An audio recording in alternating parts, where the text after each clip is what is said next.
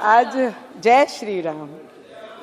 मैं अध्यक्ष महोदय जी, सभी ने कई वर्षों से सुन रहे हैं। हमारे तो लोगों का जन्म भी नहीं हुआ होगा, इतने वर्षों से राम जी का वनवास इस देश के प्रत्येक नागरिक ने, और हमने तो सोशल मीडिया के माध्यम से अभी पिछले कई वर्षों से हमने राम जी के मंदिर के बारे में, उनके इतिहास के बारे में सब पढ़ना लिखना सबने शुरू किया। कई ऑपोजिशन के लोगों ने हमेशा मोदी जी पिछले 10 वर्षों से ये देश में एज ए प्रधानमंत्री जी काम कर रहे हैं, तो उनको हमेशा ही चिढ़ाते थे राम जी का नाम लेके कि राम भगवान के नाम से आपने अपने एजेंडा में डाला था, अब क्या हुआ, कब तारीख बताएंगे, कब राम भगवान का मंदिर बनाएंगे।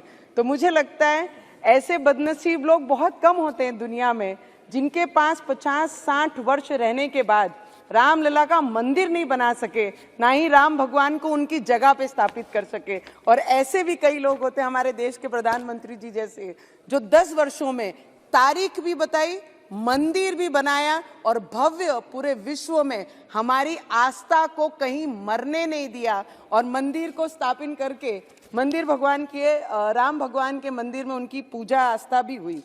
मैं ये बताना चाहती हूँ सर, राजा कैसा होना चाहिए, तो राजा भगवान राम जी जैसा होना चाहिए। भाई कैसा होना चाहिए, तो भाई लक्ष्मण जी जैसा होना चाहिए। लोकतंत्र के राजा कैसा होना चाहिए, तो हमारे देश के प्रधानमंत्री जी जैसा होना चाहिए।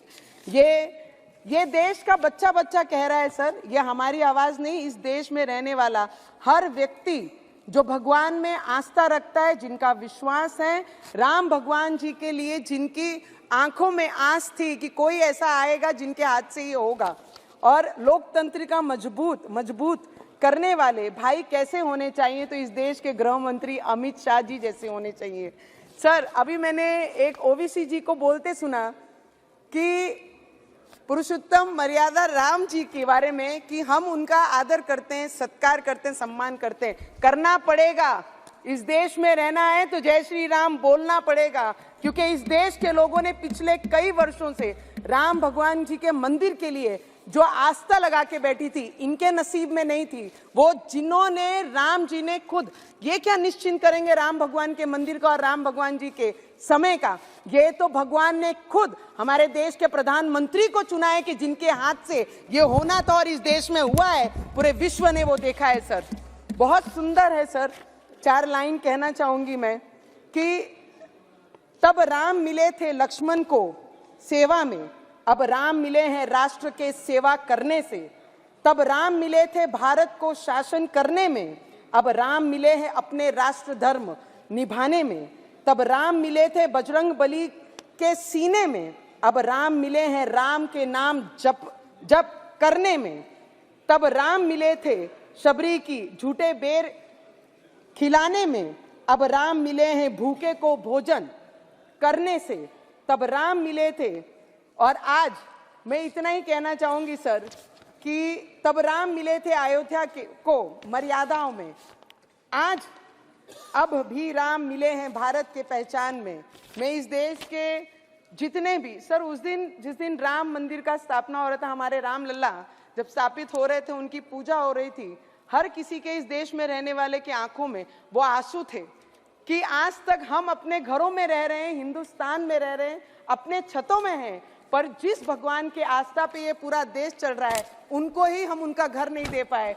पर ये पिछले 10 वर्षों में जो चमत्कार इस देश ने किया है, आने वाले समय में वो उससे भी ज्यादा बड़ा चमत्कार हमारे देश के प्रधानमंत्री और जिनका भी योगदान ये मंदिर के लिए है, सभी कार सेवक, सभी संत, सभी महाराज, जिन्होंने भी आस्था बांध के रखी थी। ऐसे कई संत हैं जिन्होंने 35 वर्ष उस टीन के झोपड़े में रखकर राम जी की पूजा की है। तो मुझे लगता है उन सभी को दिल से नमन करना चाहूंगी। हम इतने बड़े नहीं कि उन्हें नमन भी कर पाए, क्योंकि जिनके रक्तों से वो एक एक ईंट बनी है, मुझे लगता है उनको नमन करने से उनका भुगतान नहीं होगा। पर इस पार्लियामेंट में हमारे देश के प्रधानमंत्री जी, हमारे देश के गृह मंत्री जी और जितने भी पार्लियामेंटेरियन यहाँ पर बैठे हैं, ये आज का इस टर्म का, इस समय का आखिरी पार्लियामेंट स्पीच हमारा सभी का है। तो सभी हमारे आदरणीय पार्लियामेंटेरियन से आपसे स्पीकर साहब, हमारे बिरला साहब से, हमारे मंत्री जी से, सबसे मैं आशीर्वाद लेंगे कि इस मैदान में उतरे हैं तो जय श्री राम का नारा लेके फिर वो मैदान उसी तरीके से हमारे देश के प्रधानमंत्री फतेह करेंगे। इतनी ही प्रार्थना मैं राम भगवान से करती हूँ और सभी से आशीर्वाद लेती हूँ। जय श्री राम।